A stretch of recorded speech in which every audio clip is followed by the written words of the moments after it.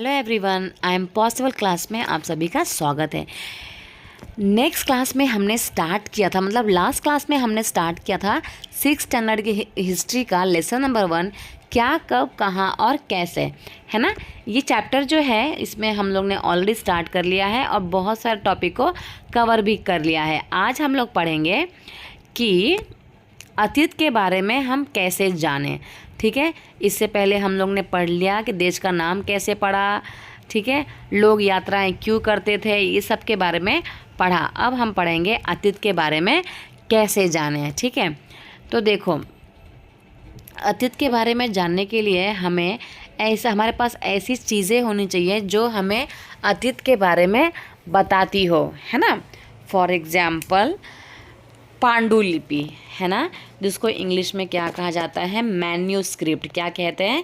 Manuscript कहते हैं। देखो, तो अतीत की जानकारी जो है हम कई तरह से प्राप्त कर सकते हैं। फॉर एग्ज़ाम्पल, इनमें से एक तरीका है अतीत में लिखी गई पुस्तकों को ढूंढना और पढ़ना, है ना। जो किताबें हैं, फॉर एग्ज़ाम्पल ऋग्वेद, सामवेद, यजुर्वेद और अथर्ववेद, ये किताबें आपको आज भी मिल जाएंगी। तो अगर आपको अतीत के बारे में जानना है तो आप उसको पढ़कर पता लगा सकते हो कि भाई 1000 साल पहले या 3500 साल पहले कैसा हुआ करता था, क्या हुआ करता था, किस भगवान की पूजा की जाती थी, कैसे लोग रहते थे, कौन से मंत्र का उच्चारण करते थे। ये सारी चीज़ें हम लोग पुरानी पुस्तकों के थ्रू जब हम उसको ढूंढेंगे और पढ़ेंगे तो हमें बहुत सारी जानकारियाँ मिल जाएंगी, ठीक है। ये पुस्तक जो होती थी ना, हाथ से लिखी होने के कारण इसे हम क्या कहते हैं, पांडुलिपि कहते हैं, ठीक है। तो इसको इंग्लिश में क्या कहते हैं, मैन्यूस्क्रिप्ट, और हिंदी में क्या कहते हैं, पांडुलिपि। तो पांडुलिपि क्यों बोलते हैं? क्योंकि ये हाथ से लिखी हुई होती है, ठीक है। अंग्रेजी में पांडुलिपि के लिए एक वर्ड यूज़ किया गया है, मैन्यूस्क्रिप्ट, जैसे कि मैंने बताया। और मैनू का अर्थ होता है हाथ से, हाथ, ठीक है। ये जो पांडुलिपियाँ हैं ना, प्रातः ताड़पत्रों अथवा हिमालय क्षेत्र में उगने वाले भूर्ज नामक पेड़ की छाल से विशेष तरीके से तैयार भोजपत्र पर लिखी जाती थी, ठीक है।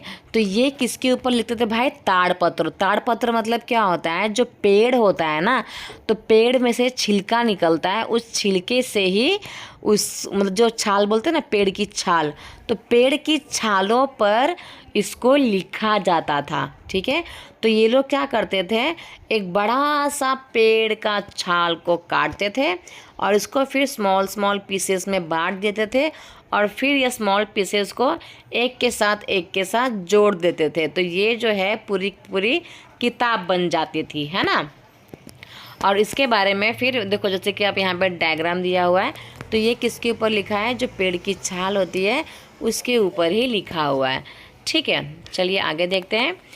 तो ये जो पांडुलिपियाँ हैं ना, ये क्या हो चुकी है, बहुत वर्ष की होने की वजह से उस पर क्या लग चुके हैं, कीड़े लग चुके हैं, और आधी पांडुलिपियाँ तो कीड़ों ने ही खा लिया है और कुछ तो नष्ट कर दी गई है, ठीक है, ताकि किसी को पता ही ना चले कि पहले के ज़माने में क्या हुआ करता था, ठीक है।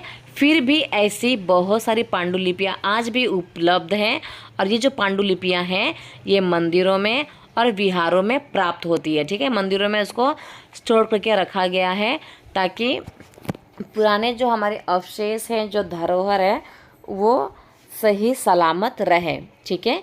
इन पुस्तकों में बहुत सारी जानकारियाँ मिलती है, जैसे कि धार्मिक मान्यताओं के बारे में जानकारी मिलती है, लोगों के व्यवहारों के बारे में जानकारी मिलती है, राजाओं का जीवन किस प्रकार से हुआ करता था इसके बारे में भी जानकारी मिलती है, कि कौन से चीज़ों से मिलकर औषधियाँ बनाई जाती थी, विज्ञान आदि विषयों पर क्या मिलती है, इन्फॉर्मेशन हमें मिलती है, ठीक है। इसके अतिरिक्त हमारे यहाँ पर महाकाव्य, कविताएं तथा नाटक भी है। जैसे कि कौन सा महाकाव्य है? तो महाभारत जो है वो एक बहुत बड़ा महाकाव्य है। तो उसको भी अगर हम पढ़ते हैं तो हमें बहुत सारी नॉलेज मिलती है कि पहले के टाइम पे कैसा हुआ करता था, ठीक है। इनमें से जो कई सारी जो किताबें हैं या जो पांडुलिपियाँ हैं ना, वो संस्कृत में लिखी गई है। इसके अलावा प्राकृत लैंग्वेज में लिखी गई है और इसके अलावा तमिल में लिखी गई है। ठीक है, प्राकृत भाषा का जो प्रयोग होता था वो आम लोग किया करते थे। ठीक है, जो आम लोग होते हैं वो लोग क्या किया करते थे, प्राकृत भाषा का प्रयोग किया करते थे। आई होप आपको इतना समझ में आ रहा होगा। ठीक है, तो हम लोग यहाँ पे पांडुलिपियों के बारे में पढ़ रहे हैं कि जो पांडुलिपियाँ हैं वो कैसे बनती थी, हाथ से बनती थी। ठीक है ना, और पेड़ों के छाल से बनाया करते थे और हाथों से उसको लिखा जाता था। इसमें बहुत सारी इन्फॉर्मेशन हमको मिलती थी, राजाओं के जीवन के बारे में, औषधि के बारे में, विज्ञान के बारे में, मंदिर के बारे में, ये सारी इन्फॉर्मेशन मिलती थी। ठीक है, चलो आगे देखते हैं। अब अध्ययन, हम अभिलेखों का भी अध्ययन कर सकते हैं। एक लेख पत्थर अथवा धातु जैसी अपेक्षाकृत कठोर सतहों पर उत्कीर्ण किए गए मिलते हैं। जैसे कि आप यहाँ पे देख सकते हो, ये जो है ना अभिलेख है जो कि पत्थर के ऊपर लिखा गया है। किसके ऊपर लिखा गया है, पत्थर के ऊपर लिखा गया था। मतलब जो पांडुलिपियाँ थी ना वो तो खराब हो जाती थी, क्योंकि वो तो लकड़ी पे लिखी होती थी तो उसमें तो कीड़े लग जाते थे। तो लोगों ने क्या सोचा, क्यों ना पत्थरों पे लिखा जाए ताकि वो बहुत सालों साल चले, कभी भी खराब ना हो। ठीक है, तो उन्होंने क्या किया, एक कठोर सतह पर लिखना स्टार्ट किया, जैसे कि पत्थर हो गया, मेटल हो गया। ठीक है, कभी कभी जो शासक होते थे ना वो लोग क्या करते थे, अपने आदेशों को इस तरह उत्कीर्ण करवाते थे ताकि लोग उन्हें देख सके, पढ़ सके तथा उनका पालन कर सके। तो ये जो अभिलेख है ना, इसमें क्या करते थे वो लोग, बहुत सारे चीज़ों को लिखते थे, जो नए रूल्स बनाए हैं उसके बारे में लिखते थे, है ना, ताकि जो लोग हैं उसको पढ़ सके और उसको फॉलो भी करें, है ना। ऐसे बहुत सारे अभिलेख भी मिलते हैं जिनमें राजाओं तथा रानियां सहित अन्य स्त्री पुरुषों ने भी अपने कार्यों के विवरण उत्कीर्ण करवाए हैं। उदाहरण के लिए शासक लड़ाइयों में अर्जित विजयों का लेखा जोखा रखा करते थे। अब देखो, जो राजा रानी है ना, राजा रानी तो ये लेख लिखवाते ही थे। इसके अलावा जो सोल्जर्स होते थे, जो शासक होते थे, जो रूलर्स होते थे, वो लोग भी क्या करवाते थे, अपने विजय के बारे में, अगर कहीं लड़ाई करने गए हैं तो वहाँ पर वो जब जीत के आते थे तो वो पत्थरों पे सारा लिखवाते थे कि कैसे कैसे हमने वॉर को जीता है। ओके, ये आगे देखते हैं। तो क्या आप लोग बता सकते हो कि कठोर सतह पर लिखवाने के क्या क्या लाभ थे। तो क्या क्या लाभ हो सकते हैं कि देखो, पत्थर पे अगर लिखेंगे तो ये कभी भी ख़राब नहीं होगा, जो लिखा है वो सालों साल चलेगा, कभी भी इसमें कीड़े नहीं लगेंगे, है ना। इसके अलावा क्या क्या कठिनाइयाँ आती होगी, तो इसमें जो लिखते थे ना, इसको लिखने में बहुत ज़्यादा प्रॉब्लम आती होगी, क्योंकि इसमें पत्थर पे लिखना बहुत ज़्यादा क्या होता होगा, डिफ़िकल्ट होता होगा, है ना। चलिए, इसके अतिरिक्त अन्य कई वस्तुएं अतीत में बनी और प्रयोग में लाई जाती थी। ऐसी वस्तुओं का अध्ययन करने वाला व्यक्ति को क्या कहा जाता है, पुरातत्वविद कहलाता है। क्या कहलाता है ये, पुरातत्वविद, है ना, जिसको इंग्लिश में क्या कहा जाता है, आर्कियोलॉजिस्ट। आपने एक मूवी तो देखी होगी ना, राम सेतु। तो राम सेतु में जो अक्षय कुमार ने रोल प्ले किया है वो किसका किया है, आर्कियोलॉजिस्ट का ही किया है। तो इनका क्या काम होता है कि जो भी पुराने पुराने पत्थर हैं, ईंट से बनी जो इमारतें के जो अवशेष हैं, जो मूर्तियां हैं, उनका अध्ययन करना कि ये सारी चीज़ें जो है वो कितने साल पुरानी है। इसके अलावा औजारों, हथियारों, बर्तनों का अध्ययन करना, आभूषणों का अध्ययन करना, ये सारी चीज़ें जो है, सिक्कों का अध्ययन करना, ठीक है, ये सारी चीज़ों का काम करना किसका काम होता है, पुरातत्व विभाग का काम होता है। ठीक है, इनमें से कुछ वस्तुएं जो है पत्थर, पकी मिट्टी तथा कुछ धातु की बनी हो सकती है। ऐसे तत्व कठोर तथा जल्दी नष्ट न होने वाले होते थे। ठीक है, तो उनको बहुत सारी चीज़ें मिलती थी और ये सारी चीज़ों पे उनको क्या करना होता है, स्टडी करना होता है कि जो चीज़ें हैं वो कितने साल पुरानी हैं। ठीक है, जो पुरातत्व है ना वो जानवरों, चिड़ियों तथा मछलियों की हड्डियों को भी ढूंढते हैं ताकि उन्हें पता चल सके। इससे इनको क्या जानकारी मिलती है कि अतीत में लोग क्या खाते थे। ठीक है, जो वनस्पतियां हैं उनके बहुत सारे अवशेष जो है वो मुश्किल से बच पाते होंगे, क्योंकि जितनी भी वनस्पतियां हैं वो तो क्या हो जाती हैं, बाद में मट्टी में कन्वर्ट हो जाती है ना। पर जो हड्डियां हैं वो कभी कन्वर्ट नहीं होती। तो हड्डियों से ये लोग ये पता लगाते थे कि पहले के लोग क्या खाते थे, है ना। यदि अन्न के दाने अथवा लकड़ी के टुकड़े जल जाते हैं तो वे जले हुए रूप में बचे रहते हैं। तो चलिए आगे देखते हैं, क्या पुरातत्वविदों को बहुधा कपड़ों के अवशेष मिलते होंगे? कपड़ों के अवशेष तो मिलते ही होंगे ना, है ना। तो देखिए, जो पांडुलिपियों, अभिलेखों तथा जो पुरातत्व से जानकारी के लिए जो भी जानकारी मिलती है ना, तो इतिहासकार जो है ना उसके लिए क्या वर्ड का इस्तेमाल करते हैं? स्रोत का। ठीक है, स्रोत बोलते हैं ना कि बहुत सारे हमको सोर्सेस मिले हैं, बहुत सारे जानकारियाँ मिली हैं। तो उस जानकारियों के लिए जो इतिहासकार हैं वो स्रोत का इस्तेमाल करते हैं। ठीक है, और इतिहासकार किसे कहते हैं? जो अतीत का अध्ययन करते हैं उसे ही हम क्या कहते हैं? इतिहासकार कहते हैं, है ना। तो जो स्रोत होते हैं के प्राप्त होते ही अतीत के बारे में पढ़ना बहुत ज़्यादा रोचक हो जाता है, बहुत ज़्यादा इंटरेस्टिंग हो जाता है कि इस एरिया में ये चीज़ मिला था, इस एरिया में ये चीज़ मिला था, है ना। क्योंकि क्या होता है, इन स्रोतों की सहायता से क्या कर सकते हैं हम? धीरे धीरे अतीत का पुनः निर्माण कर सकते हैं, है ना, कि ऐसा ऐसा हुआ होगा। तो हम कभी कभी बैठ के पुरानी यादें जो होती है उसको ताज़ा करते हैं, पुरानी यादों को हम पुनर्निर्माण करते हैं। उसी प्रकार से जो स्रोत होते हैं ना वो क्या करते हैं? धीरे धीरे जो हमारा इतिहास है उसको वो पुनः जीवित करते हैं। ठीक है, तो अतः इतिहासकार और तथा जो पुरातत्वविद वाले होते हैं वो जो होते हैं वो जासूस की तरह होते हैं। ठीक है, और इन सभी स्रोतों का प्रयोग जो होता है वो एक सुराग के रूप में करते हैं ताकि अतीत को जानने में सहायता मिले, है ना। तो आई होप आपको समझ में आ रहा होगा। चलिए देखते हैं नेक्स्ट टॉपिक, अतीत एक या अनेक। अतीत जो है हमारा वो सिर्फ एक है या अनेक है, यहाँ पे है क्वेश्चन मार्क। तो देखिए, अतीत जो है वो एक नहीं हो सकता, क्योंकि बहुत सारे लोग रहे होंगे पहले के टाइम पे, जो किंग रहे होंगे, राजा महाराजा, उनके अतीत के बारे में पढ़ेंगे। जो किसान थे उनके अतीत के बारे में पढ़ेंगे।